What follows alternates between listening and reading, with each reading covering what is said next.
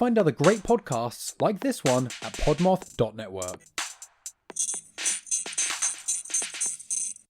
Hi, my name is Joe, and I'm the host of Tales, Trails, and Taverns. In this show, Rob and I like to take an active approach by hiking out to haunted, creepy, and abandoned places. We love the adventure and discovering the dark history of the locations we visit. We release a new episode every Friday on Apple, Spotify, and Patreon, as well as bonus episodes on varying Tuesdays. But don't just take my word for it, we have great listeners who have left some awesome reviews. I love adventure, but during those times when I can't get to the outback, I like to listen to Tales, Trails, and Taverns. Those boys dig deep into the dark history, and their first-hand experiences really delivers the excitement. This podcast is a beaut. Back when I was the governor, I didn't have time to listen to podcasts. But now that I'm retired from politics, I can focus on my two passions, pumping iron and listening to Tales, Trails, and Taverns. It doesn't matter who we are. What matters is that we all listen to Tales, Trails, and Taverns. I love listening to the podcast. Wait, what's a podcast again? It's an audio show you listen to. Oh, like on the radio? Sort of, yeah. Okay.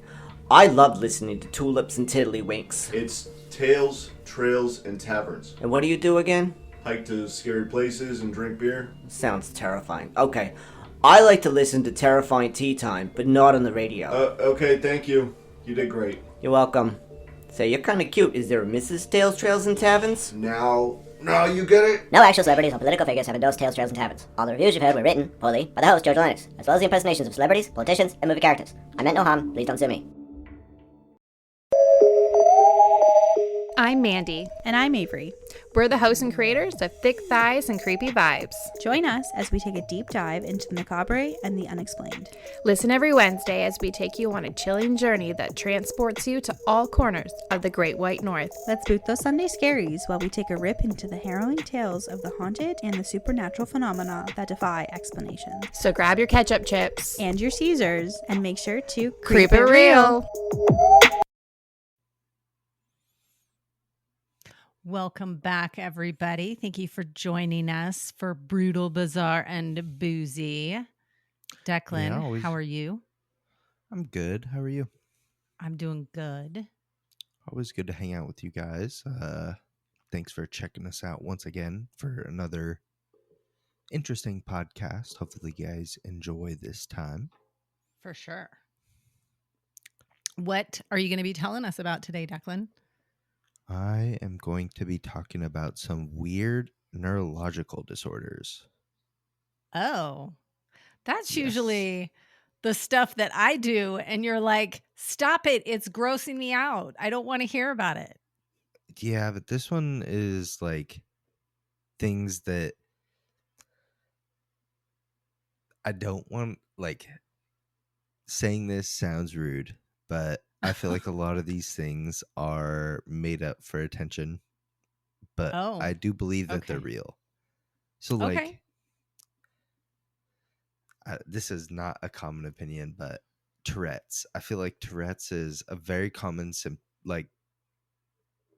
I know people with Tourette's, and there's like varying level of Tourette's, but I feel like a lot of the things you see online about it are just people wanting attention.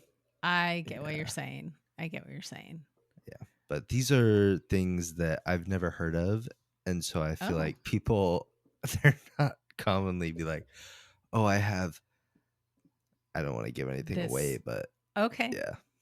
But what story do you have for us today? I am going to be telling you about a woman who has been in love a lot of times, and they haven't always gone very well, those relationships. Strange. Her name is Sarah Hartsfield, and well, that's her most recent name.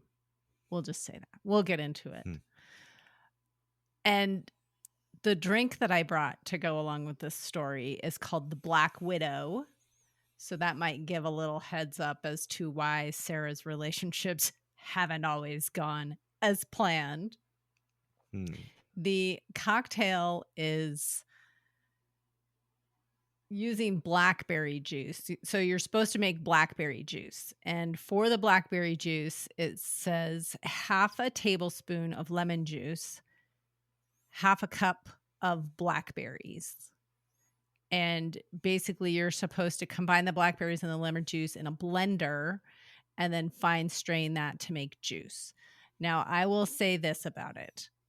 I did as directed and got nowhere near 4 ounces of blackberry juice for this cocktail. So you might want to use more blackberries. It's also not blackberry season right now. I used frozen blackberries, but I thawed them out. I let them get completely usually that room gives temperature. you more juice then. Yeah, usually. It should have been. I did the half cup, and I'm pretty sure I got about 1/4 of an ounce. So I dumped a whole bunch of blackberries in the blender, and I still ended up with only 3 ounces. So the measurements that I'm going to give are the measurements per the website that I got it from. I went out but and bought a $10 bottle of organic blackberry juice. You probably could do that too. But for the drink, you're going to use 1 ounce of simple syrup, 4 ounces of your blackberry juice, and 2 ounces of vodka. You're going to mix all of that together in a cocktail glass with ice. Stir it nice and well so that it's all mixed up, and then enjoy. And you can garnish with blackberries if you would like to. I will also say my blackberry juice, because I used a blender and it wasn't a juicer, is thick. It is thick. Like, it's blackberry puree. It is not juice. So bear that in mind. You might get a different outcome if you were to just use blackberry juice, either from a juicer or a bottle. I don't know. But my drink is shit thick, girl.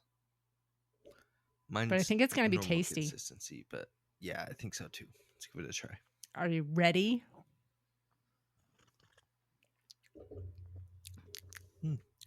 All it tastes is blackberry, and it's delicious. It is delicious.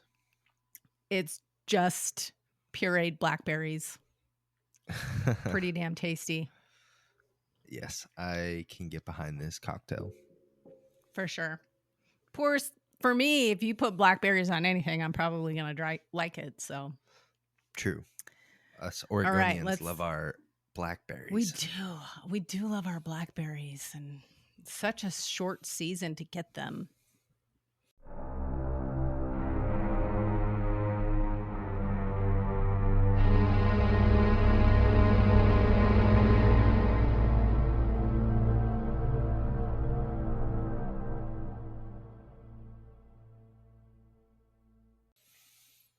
Okay, are you ready for this love stories with plural gone wrong?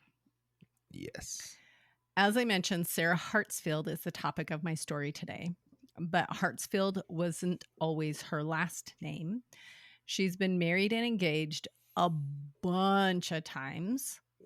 And so for the sake of clarity, I'm just going to call her Sarah because, well, there's been a lot of names and it would be confusing to list them all, and I don't think it's necessary. So we're just going to go with the name Sarah because that is her name. Okay. She was born in 1976 in Otterville, Missouri. Sarah endured a troubled upbringing. She was put into foster care around age 12 after allegations of sexual abuse involving her biological father and her stepfather. Her stepfather also had a violent criminal record, including a murder conviction previously. So needless to say, probably not the most welcoming of home environments. But she was put into foster care, and it didn't, kind of normalized after that. One of her foster parents described Sarah as controlling and manipulative from an early age. Despite a stable foster family environment, Sarah's behavior remained difficult through adolescence. She attended Green Ridge High School, and by the late 1990s had already begun a pattern of volatile relationships. As I mentioned before, Sarah had a lot of significant relationships. I don't have a problem with people having a lot of relationships. That's fine and normal, I think. But when you marry every person you date, and then that marriage lasts like 2 years, maybe don't get married every time and just date. But she got married to everybody. Over the 1990s and early 2000s, she had 3 separate marriages, all ending within a few years. Some of the relationships were tumultuous and filled with allegations of infidelity and threats. Between her second and third marriages, Sarah joined the U.S. Army, where she served for some time as a motor transport operator and later as an intelligence analyst. She met her third husband while stationed in Alaska, but again, this marriage didn't last and they divorced in 2011. Sarah served with the Army for 20 years and then retired in April 2017.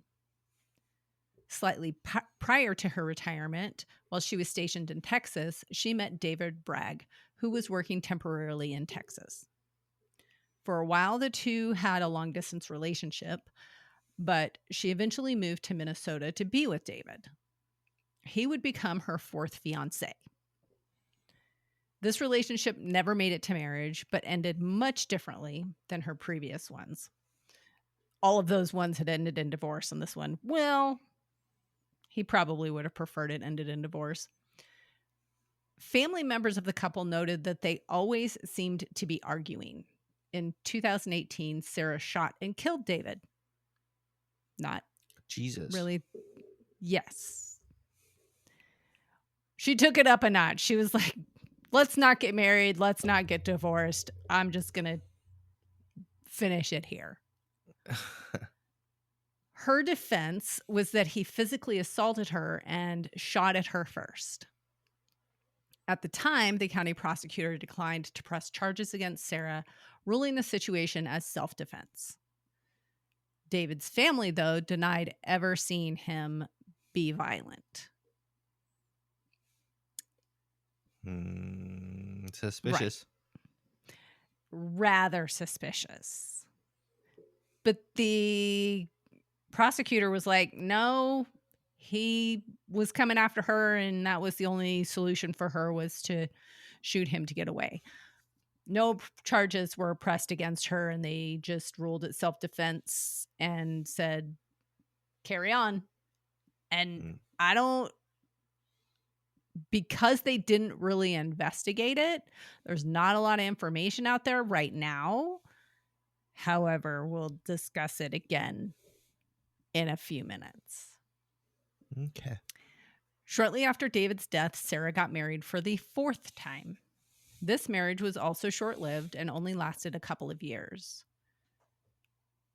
Her 5th marriage was to Joseph Hartsfield in February 2022, and is the ultimate reason that I am telling you this story, because this is where it got real bad.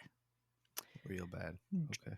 Joseph was born in Channelview, Texas in 1976. He enjoyed outdoor activities like fishing and hunting. He was described as fun-loving and the family clown.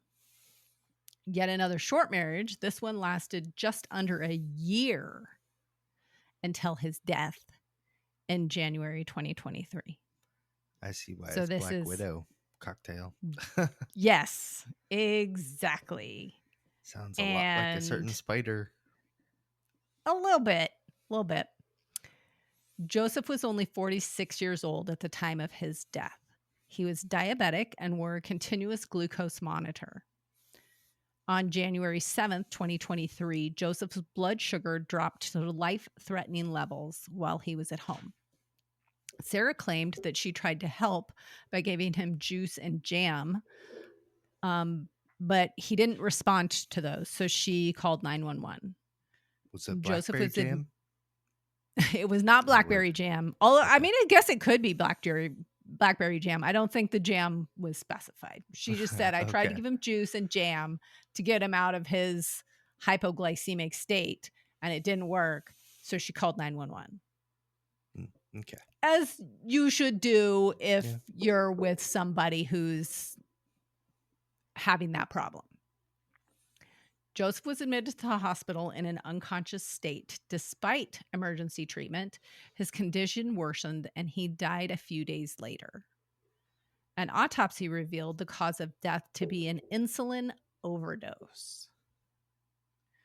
Multiple insulin pens were found at the scene, which was inconsistent with health protocols concerning treatment for diabetes. This raised some suspicion regarding a deliberate overdose. Essentially, they were thinking that she just shot him with a bunch of insulin and then waited for him to die, basically.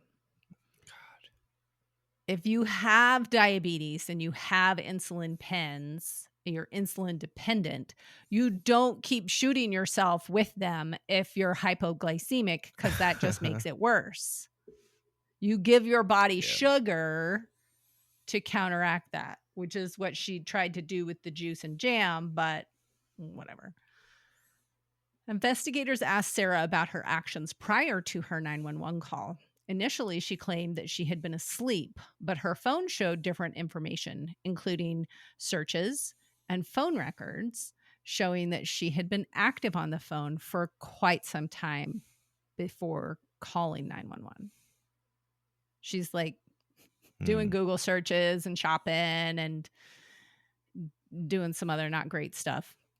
There was also evidence that Sarah had made herself Joseph's Apple legacy contact just before his hospitalization, which allowed her to access his phone after he'd been hospitalized, and she deleted a bunch of incriminating texts. That's interesting. Not a good thing to do. One of the most troubling pieces of evidence was that it appeared Sarah had delayed calling 911 by over an hour, despite Joseph's critical condition. During the time she delayed calling 911, she recorded a video of Joseph while he was obviously in a compromised health state. So he's just laying there semi-conscious, and she's taking video like, oh, look how out of it he is because I overdosed him on insulin. That's evil. She is 100% evil. Text and phone records showed Sarah discussing Joseph's status in suspicious terms, contradicting her in-person statements. So she's telling cops, oh, I tried to help him. I did all these things. But yet her phone is showing that she didn't do jack shit for him, except wait for him to go unconscious, basically. Jesus. Several of her messages had been deleted, but not permanently removed. So law enforcement was able to get a hold of the stuff. Sarah, of course, denied involvement, arguing the death was accidental due to his medical issues and his own mismanagement of his health. So apparently he stabbed himself a bunch of times with his insulin pens. I don't know. If you're trying to off yourself, that would be the worst way to do it, I feel. Like if you have... Yeah. Because it's not like a quick death, I don't think. I think you have serious health repercussions. Right. You do that. He was unconscious but still alive for days in the hospital. Oh God. And he'd been struck the glucose monitor. I think it was like 12 or 24 hours, close to 24 hours, that it was showing that he was hypoglycemic. I don't want to compare, and this is just a joke, but I'm imagining like when you eat too much ice cream and then you can't move. You're just laying on the couch like, oh my God, You're in your own food coma. I'm going to throw up. Right. Yeah, I don't think he felt that way. I'm sure he felt much a lot worse. Yeah. Obviously, law enforcement didn't believe her story because it was changing repeatedly. She was arrested after about a month after his death for his murder. She pleaded not guilty, as you do, you know. The trial began in September 2025. So this is a recent resolved case. Okay. During the trial, family members testified to Joseph's fear and desire to leave the marriage. All the inconsistencies of Sarah's statements were brought to light. The jury convicted her of first-degree murder after deliberating for about an hour. Essentially, they were like, we don't buy your bullshit. You can go to prison. She was sentenced to life in prison with parole eligibility after 30 years. Of course, she has filed an appeal regarding the conviction. And that is, you know, sitting there waiting because this is just recently resolved. And so the appeal hasn't gone through any processing yet. In light of this case, Minnesota has started to look at David Bragg's shooting death again. But his case is not the only one that has come under scrutiny since Joseph's death. There have been allegations that Sarah tried to get her fourth husband involved in a murder plot against her third husband's new wife, which I feel like That I need sentence might be diagram. the sentence might be the only time it's ever been said in human history. Right. Right. It's very confusing. There was also discussion of her possible involvement regarding an arson that took place at her family home when she was much younger. But regardless of all of the allegations and suspicions and rumors, she's only been convicted for Joseph's death at this time. That is my Black Widow story. If anybody deserves a Black Widow name, I think it's her, with Definitely. 2 deaths under her belt. Yeah, that's super. I do like names like that where they fit just perfectly. Mm-hmm. Yeah. Same. Yeah, it's a good one.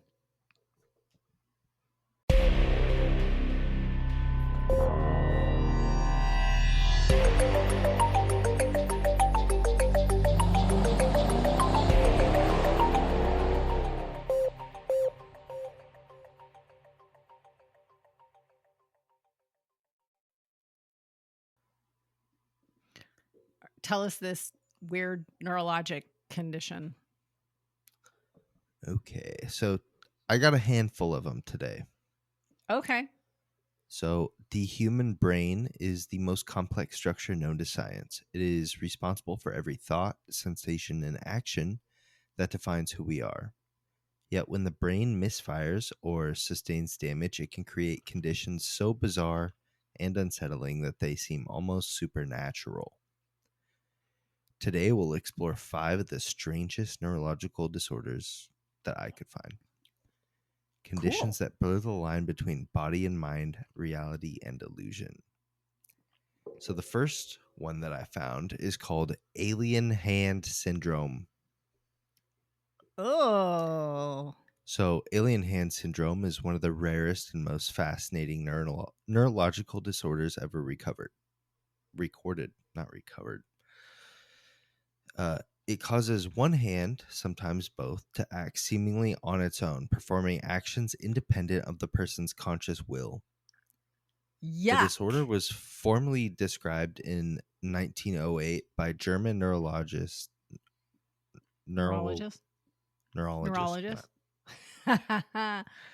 okay. Kurt Goldstein.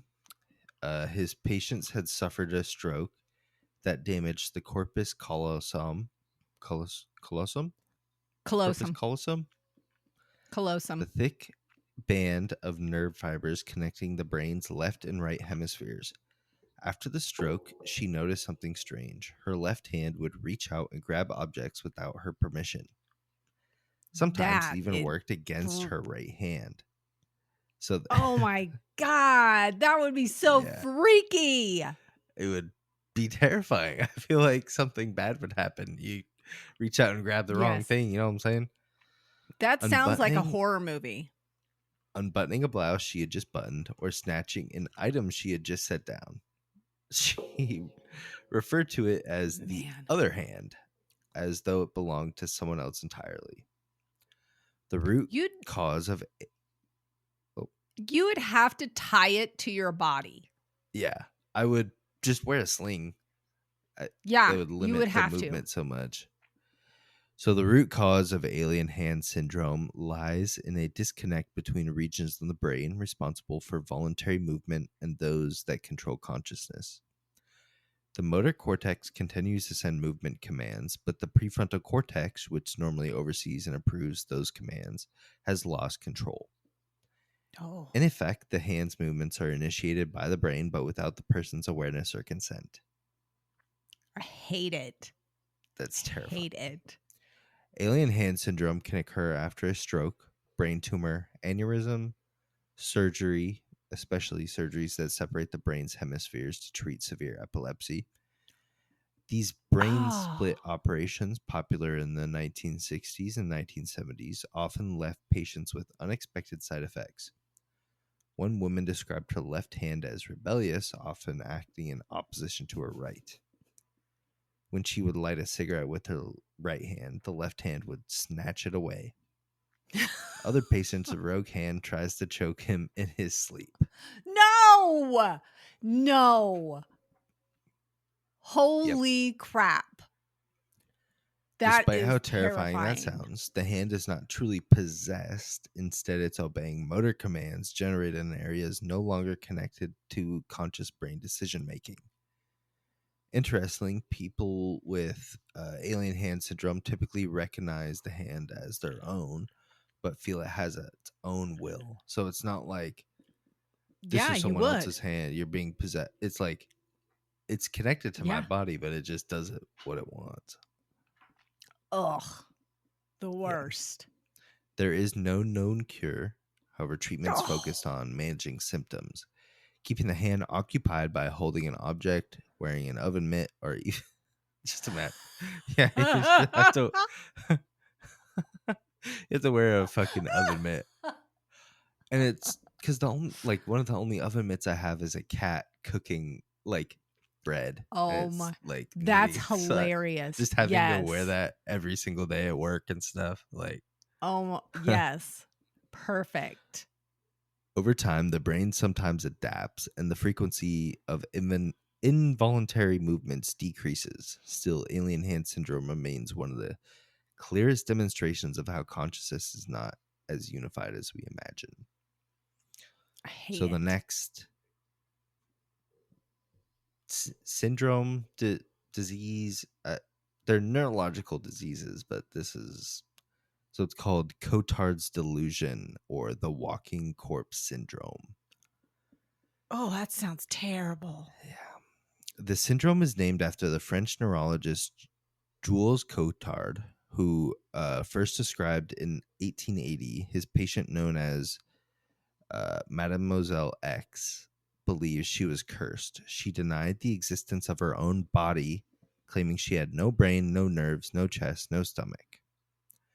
Convinced she was dead, she also refused to eat, saying that there was no need to feed a corpse, eventually dying of starvation. That's terrible. Cotard's delusion is rare but very severe, often emerging alongside major depression, schizophrenia, or brain damage. Neuroimaging studies have shown abnormalities in the parietal. There you go. I should have just consulted you for all these parietal and frontal lobes. Tell you. Regions associated with the body awareness and emotion. Essentially, the brain's eternal map of the body becomes disoriented, leading to complete breakdown in the sense of self. Modern cases have echoed Mademoiselle X's experience in 1996. A man named Graham suffered a massive depressive episode and attempted suicide by electrocution. Oh, no. After surviving, he became convinced he had destroyed his brain and died in the process. He told doctors he no longer needed to sleep or eat because he was already dead. Brain scans later revealed severely reduced activity in his frontal and parietal lobes, similar to the brain activity seen in people under anesthesia or deep coma. So, Weird. he had really cooked his brain. I mean, he wasn't wrong about cooking his brain, but he wasn't dead. Wow. That's trippy. Treatment usually involves a combination of antidepressants, antipsychotic medication, and in this guy's case, I hope not, but electroconvulsive therapy. That seems counterintuitive. I know. Well, two wrongs make a right. Maybe if you shock him enough again, he'll turn back normal. What if you Sometimes I think set about up, that like, with my jaw.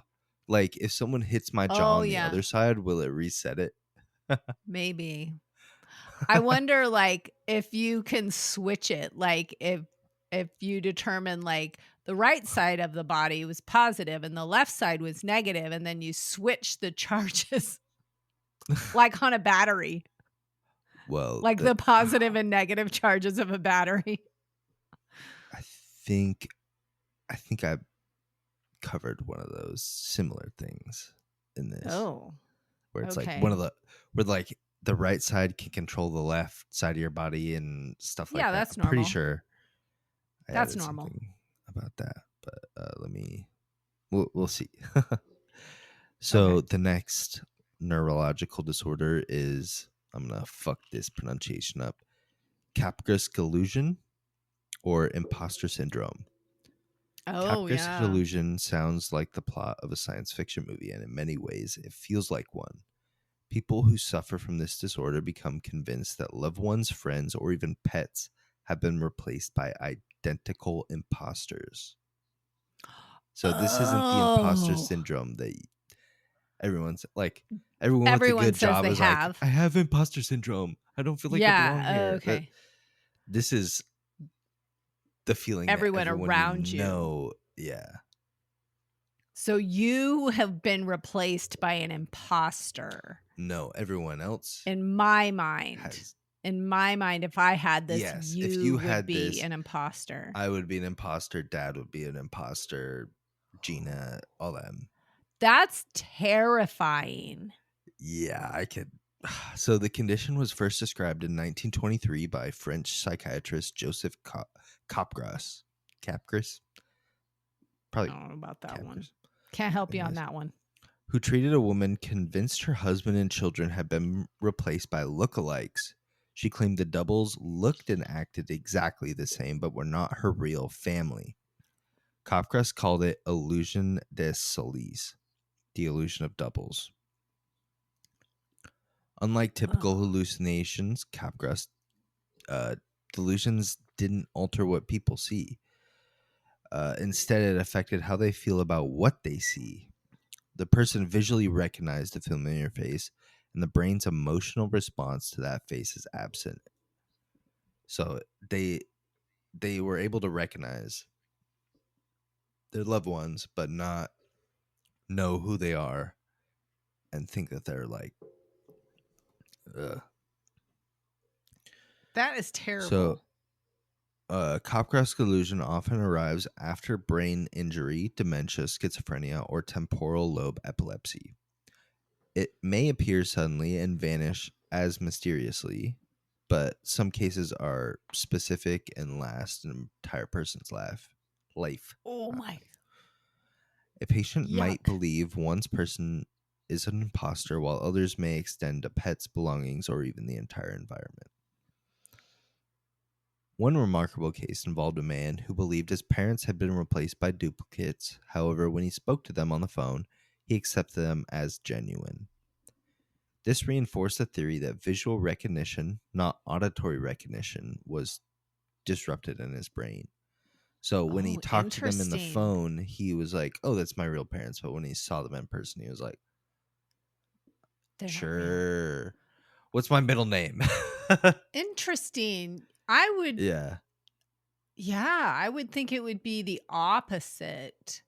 I would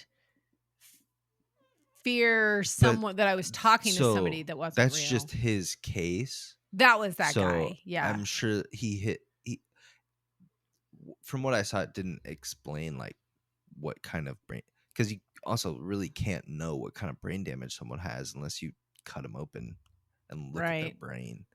Like that's the big thing with CTE is like a lot of these football players and stuff, they get hit in the head, and basically all we know about CTE is that if you get hit in the head, your chances are much higher of having it. So like it's a lot of these things are, you can't identify kind of what causes it. It's just it's like someone's fingerprint. It's like sometimes it can be different and weird, super weird. So epispatial neglect. So imagine looking at a mirror and shaving only half of your face, or eating a food from only half of your plate, unaware the other half exists. This is the reality for people living with hemispatial neglect, a neurological condition where one side of space, usually the left, simply disappears from awareness.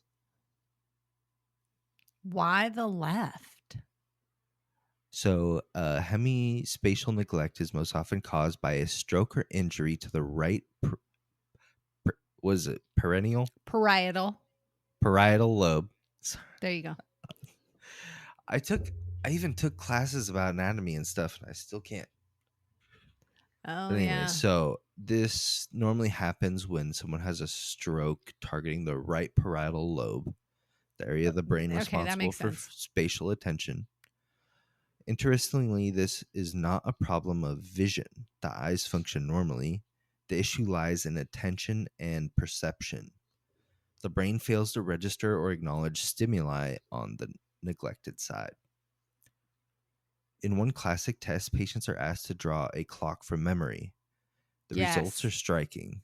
They crowd all the numbers from 1 to 12 on the right side of the circle, leaving the left side blank. Yep. Another test asks them to bisect a line in the middle. They routinely mark the midpoint far to the right, ignoring the true center, which is super interesting to me. Like the clock thing is different because you can picture a circle, and if you can't see the left side of the circle, but if it's just a line and you mark, but if you think about it, they're only seeing half of the line. And so they probably mark it like a quarter to the right. But it's not a vision thing. Which is weird. It's like a spatial awareness, which is super interesting because there's people that don't have a left eye that can look at a circle and draw a line through the middle of it. But like this is like a weird. The brain is so interesting.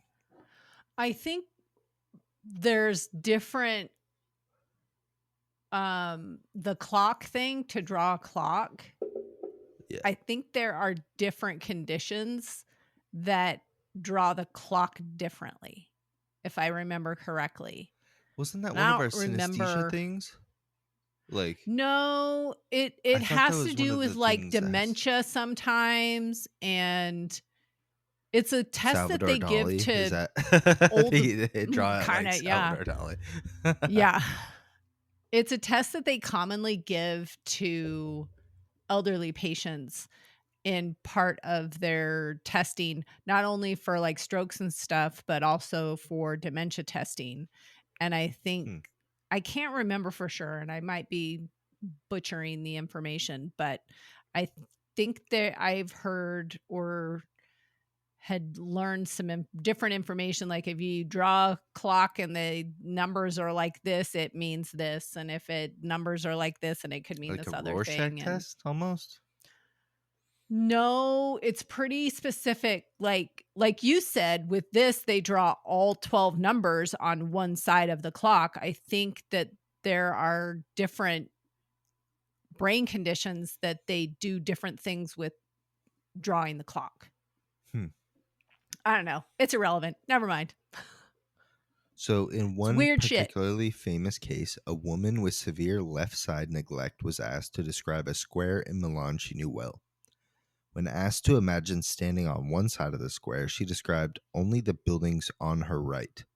When asked to picture herself standing on the opposite side, she described the buildings that had been on her left, now imagined on her right. So, when asked to stand in, like, if you're at like a park, let's say a park, and you're standing on one corner of the park looking down that side of the park, and it's like, picture everything in the park, and she only saw the stuff on the right side. Stuff on the like, right. Stand on the opposite side of the park, then she only pictured the stuff that would be on the left side if she was standing there the first time.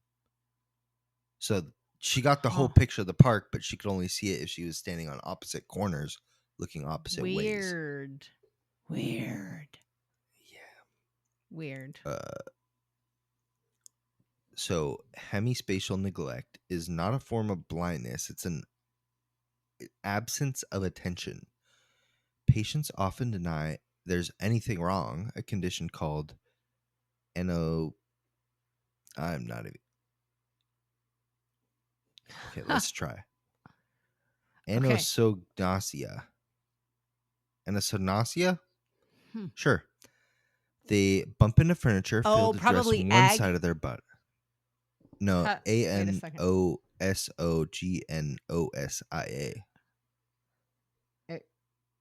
Anosognosia. That's not even close. Okay, I'm going to look up the pronunciation. Anosognosia. Oh, not even close. Anosognosia. Okay. They may bump into furniture, fail to dress one side of their body, or insist they've finished a meal when half the food remains untouched. Wow. That's the weird thing. If you're eating food and you just can't see the left part of the plate doesn't exist. I bet those people lose weight really easily. Yeah. Getting proper portion sizes. Right. So could you imagine not dressing half of your body? Well, do you just have one pant leg on? That's the thing. And that doesn't make any sense to me, because how they don't make half shirts. Right. They do. They're called crop tops, but not in that way. Right. Not that direction. It's not right and left. You're only allowed to wear top and bottom and jean shorts. So do you just, if you're putting pants on, do you just put one pant leg on and then forget to put your other pant leg on? Yeah. And so you're walking around going, why won't my pants stay up? Because it's only on one leg. It has to be all the way up weird. And buttoned for your pants to stay on, or pulled up. So you're just walking around with half of your ass hanging out and a random, your pant leg just flapping in the breeze. You're like, why am I cold on half of my body? That doesn't exist. Yeah. So recovery can vary. Some regain awareness over weeks or months. Others never fully recover. Rehabilitation focuses on retaining the brain to attend to the neglected side, using eye exercises, visual cues, or even prism glasses that shift the virtual field. So that would be super weird, because I've seen I don't know if you've seen these, but they make glasses for people that want to lay down in bed and look at their phone, and it's like a prism that is a 90-degree. So it's kind of like a submarine where you put the glasses on, and it you lay on your back, and then you can see 90 degrees forward at your phone. I wonder if that's just what they lay mean on your by that. side and put your phone propped up on something. I don't know. I want to try them. I wouldn't buy them, but if someone sent me them, if someone wants to send me telescopic prism glasses, yes, feel free. But let us know. Yeah, we'll give you an address to send. Because I feel like it'd be pretty nice, but it'd be weird. I don't think I would like it. The final one I want to talk about is body integrity identity disorder. Oh, that's I'm going to try and pronounce the medical term. Automonophilia. Maybe. So, among the most controversial and least understood neurological disorders is the body integrity identity disorder, often called automonopia or automonophilia, I think is what it's called. I'm gonna People look with it this up. condition feel a deep, persistent desire to amputate a healthy limb, typically an arm or leg, Yes. because I've they heard feel of it does not this. belong to them. Oh. Others feel only complete or at peace when imagining themselves without it. Reports of this phenomenon go back decades, though the term automonophilia, I'm just going to keep calling it that because I like the name automonopia, but automonophilia, meaning love of amputation, was coined in the 1970s by psychologist John Money. What a fucking sick name, John Money. Initially, it was thought to be a paraphilia, like a weird sexual attraction to amputation. Later, it was discovered that most suffer from identity mismatch disorder, which is kind of like identities. Onomatopoeia? Is that what he said? No, here's how you pronounce it. Oh, Apodimnophilia. I don't think that's how Apodimnophilia. it's fucking. Oh, apodum. Yeah, I'm gonna keep calling it monophilia. Okay.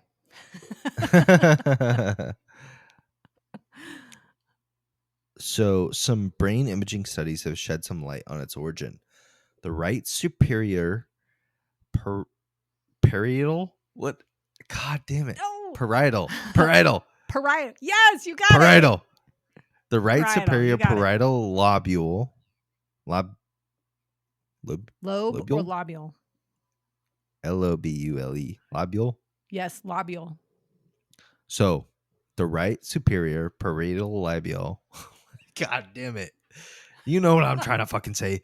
The area of the brain that constructs our internal map of the body shows abnormal activity in people with BIID. Essentially, the brain's body map fails to include the affected limb. As a result, the limb feels alien, as though it does not belong to itself, which I tried to think Kinda about like the first what that one. would feel like. Yeah, but this one, your body is like, hey, I need to cut it off because it doesn't belong to me. Alien, they know they belong, that It the limb belongs belongs to to them, but it has its own control. This one is, Right. this isn't my limb. It needs to go. Ew. And so I think about that. Have you ever woken up like you slept wrong and you're like you slept on Yes. your arm and just your forearm isn't alive anymore. Yep. And it's like, Yeah. no matter what you do, it doesn't feel like it's your arm. I feel like Yes. that's kind of what they're experiencing, but like long term. Like that's the only thing I have to Yeah. compare it to, and that would Yeah. be terrifying. Because It would be. I've I had it like last it. for like maybe 1 minute as the max. When you like wake up and you're like, Right. And it probably isn't really a full minute. It's probably like 20 seconds. But when you're feels like a just minute when you waking can't up, feel your arm. it feels like like forever. Yeah. Yeah, I get it. So the parallels to this experience of patients with parietal lobe damage who deny ownership of their limbs, phenomenon known as somatoperiphenia. The brain is intact, but the internal representation of the body is incomplete from birth. So when you're born, it's just people with BIID often go to extreme lengths to align their physical bodies with their perceived identity. Wait a second. If it was from birth, though, how would you know that it didn't feel like? Would you're like, oh, my left lower leg feels I think different you'd than find my out. like. It'd be like, hey, pick up your arm, and it'd be like, what arm? I feel like I don't know. when you're born with something, that's just your normal, though. I could see if you had a brain injury But You if could be like, so, this doesn't feel the same anymore. if you had 2 arms and you could only feel one of them, like people, I feel like eventually through Yeah. your life, people would be like, True. either what's up with your arm or it, Right. like, cat think fast or something. Like someone would say think fast and you get hit with a baseball. Like, But do they not and you feel realize it? you can't pick your arm up. But do they not that's feel the thing it? I don't Or is know. it that it feels weird to them? From what I've seen, they can't feel it at all. Like, Oh. and from what they believe, so they can't feel it, and they think that since they can't feel it, it belongs to someone else.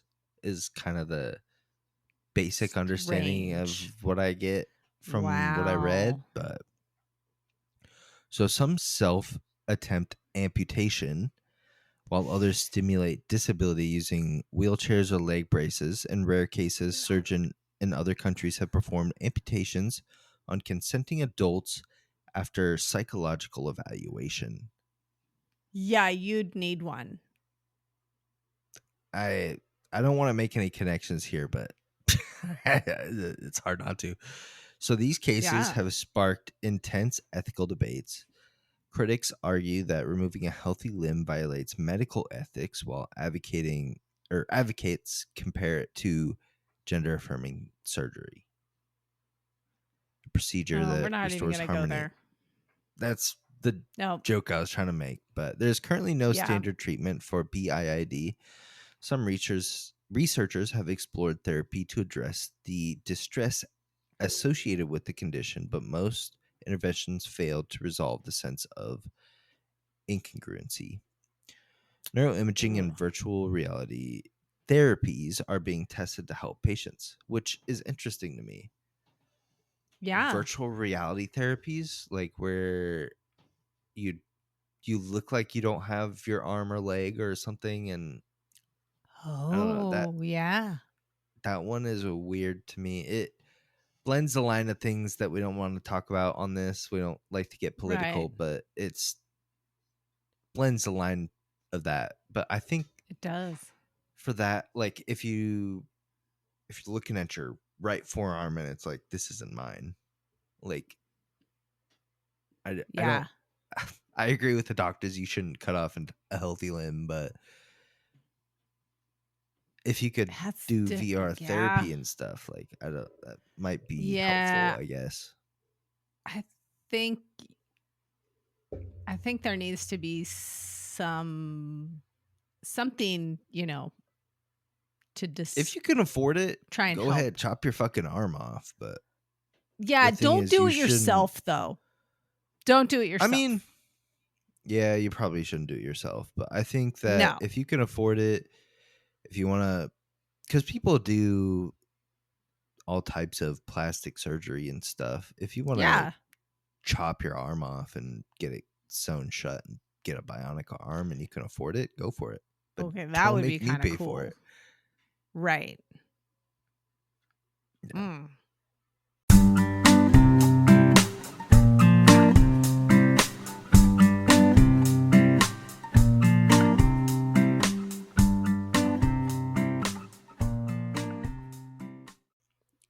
Do you have a chaser for us? I still don't. I do have a chaser. It is a watch recommendation for the mini series on Netflix, Monster, which is the Ed Gein story. The Ed Gein one, yeah. Yes, and I resisted. Is it as good as the it's like docudrama, right? It's kind of it's a docudrama. Okay.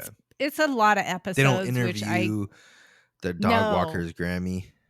No, they're not interviewing anybody. It's the guy that plays Ed Gein is Charlie Hunnam, which that actor is normally a really hot looking dude. And when you realize that he's playing this not hot dude, it kind of fucks with your brain a little bit. We did Ed Gein. A lot of chicks we like covered that, him though. on episode 139. So that might make him hotter to other people that It need could. therapy. I don't know. It's surprising to me that they could get somebody like Charlie Hunnam to play this guy in the story. It's so twisted and demented. Again, we talked about it in our episode 139. We talked about Ed Gein, and we glossed over some of the really gross stuff, but they show some really gross stuff in that. Do they like show the I don't know how to say this without ruining the story. Like, do they show that? You mean the skin and stuff and the body parts that were, yes. Yeah, that's oh god. Yes. And they go, I don't know if I should watch that then. They also talk about how the movie Psycho, the Alfred Hitchcock movie Psycho, was inspired by Ed Gein's story, because that plays a part in this miniseries. And looking at it's so gross, some of the stuff that they show, that I was like, oh, I did not need to see that. But it's actually done really well. Like, it's a very like comparable to the what's that one with the dude that ate people in Milwaukee? Dahmer. It was Jeffrey Dahmer. Because I didn't watch that. You never watched the docudrama thing? No, I haven't watched it. Oh fuck! Because I love docudramas. Like, one of my favorite shows of all time was the Waco docudrama. Yeah, where with the dude from Taylor Kitsch. Yeah, with Taylor Kitsch. That is one of my favorite shows of all time. It was good. Like, it breaks down kind of like both sides of it, and like, right. I really like docudramas about that, because they a lot of times they're done really well. Yeah, and they like kind of show all the fucked up shit that happened, but well, they show some pretty fucked up shit. I haven't finished I'm gonna have to yet. check that out then, because I thought but it was a worth documentary. watching. That's kind of why I stayed away from it. But oh my god, could you imagine a documentary? It's like 6 or 8 episodes or something. That would be obnoxious. And they would be interviewing the dog walker's grandma's coffee barista. But no, they don't have any interviews in this. It's just a drama based on his life. I'm sure that some of the stuff there might have been some, dramatic license involved. I'm not sure, but there's some gory shit in there.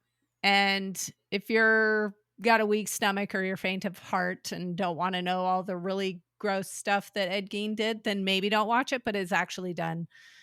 It's done well. The people that listen to us want to see it, so that's a valid good point. Chaser. Valid point. Yeah. What's your chaser? Not a happy go one, but so my it's not. chaser, but I will say it's a good show. My chaser is not a solid recommendation, but more of a general one. Any Palmer Luckey podcast. Oh. Yeah. It's PALMER space LUCKEY. So he did Joe Rogan, he did Sean Ryan. They're all pretty much the same from what I've seen, but either one you can listen to. But he's a dude who, for people my age, especially dudes my age playing video games, he's making video games a reality, like for the military. So he's building these weird AI helmets that like work with drones in the space to show you basically wall hacks for people that play video games. It's wall hacks. And so it's really interesting to see, like, because people my age too were inundated with just videos of the Ukraine war. With every time I go on Instagram or something, I'm just getting people getting blown up by drones and stuff. Right. So it's cool to see like the future of AI and war and For all the, like, military purposes. it's insane. Like, Did and it's you? very Okay, cool. so I watched the Rogan episode where he was talking about the helmet. Mhm. Did you said he was on Sean Ryan as well? Yeah. Did he go into that a little bit more? Like what? Because on Rogan it was like 20 minutes, and that was about it that he talked about it. I Was mean, it a little bit more in depth on Ryan? no, it wasn't more in depth because he's kind of like, Oh, I think it's like a press run. Like he's only allowed to talk about so much, and like he said okay. on the Rogan one, if you listen to the Rogan episode, it's like the last 30 minutes or something that he talks about the Yeah, it's cool yeah. AI helmet and company and stuff. But just the last 30 minutes is the best part. You could just skip through it, but I would he agree talks with about his that. company. Like, yeah, he's kind of annoying to listen to, but the company that he talks about and like the ability of his helmets, and like when you Right. watch it on the video version's the coolest because people like they know what military helmets look like, and like when you picture a Marine, you can see they're wearing like a Right. helmet, and they have like this is like a weird future helmet. It's like oh fuck, what's that movie where they fight the bugs? It's Oh, space. Starship Troopers. It's like a Starship Trooper helmet. Like, Yeah. it's Yeah. so futuristic, and it connects with like drones and AI, and it's really interesting to be able to see like what the future of the military is Yeah, going to that'd look be like. cool. That's a good recommendation. Well, I enjoyed hearing about your story, Mom. Thanks for listening, everybody. Go ahead and check us out on Instagram. Give us a rating on Apple. Give us a rating on Spotify. If you give us a rating on Apple, we'll read it, but we can't. Yes. I don't think If you we give can us read a the review. We Spotify haven't ones, right? had a review on Apple recently. So if anybody wants to go review us on We'll give you a Apple shout out. and leave some nice words, we will shout you out and say thank you so much. All right. Well, thanks All for right. listening, everybody. Thanks for joining us. Hope you have a boozy, For bizarre, sure. and brutal week. Love you, Mom. Yeah. Love you. Bye. Bye. Hey, friends. Thank you for supporting our podcast. Please share our show with your brutal and bizarre friends. Give us a boozy follow on your favorite podcast platform. If you're feeling extra generous, we'd appreciate a 5-star rating or review as well. But maybe do that sober so all the letters are in the right place. You can find all our contact information in the show notes. We love hearing from you, and if you're interested in helping us stock the bar for our future boozy episodes, you can find our Patreon link in the show notes as well.